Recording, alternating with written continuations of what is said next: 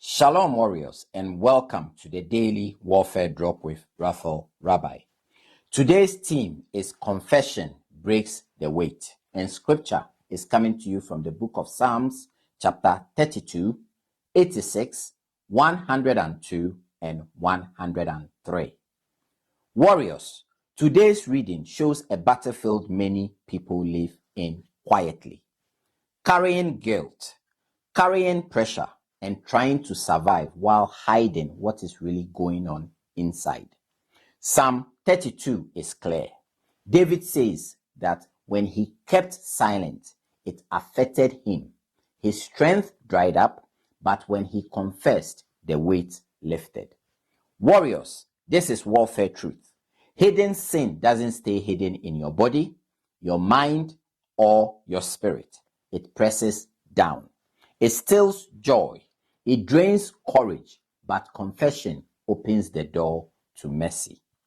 As a medical practitioner, I've seen how delay makes things worse. When symptoms are covered up, conditions progress. But when someone speaks honestly, we can treat what is real. Spiritually, it's the same. God does not heal what we keep protected. He heals what we bring into His light. Psalm 86 is a prayer of humility. Teach me your way. Unite my heart to fear your name. Warriors, many are divided inside. Public faith, private compromise. One heart in God is strength. A split heart is vulnerability.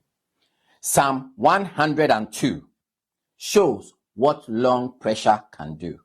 Weariness, heaviness, feeling low, but it doesn't end there. Psalm 103, lift your eyes. The Lord is merciful and compassionate. He forgives sin. He heals. He redeems. He does not deal with us as our sins deserve. Warriors, this is not permission to stay in bondage. It is a power to come out of it. If your struggle is secret sin, pornography, masturbation, adultery, promiscuity, alcoholism, drugs, gambling, smoking, or any hidden habit you keep feeding, hear this clearly. God is not calling you to shame. He's calling you to freedom. Here is today's warfare truth. Silence strengthens bondage, but confession breaks its hold. Mercy follows repentance. Warriors, stop hiding. Confess, realign, and let the Lord restore your soul.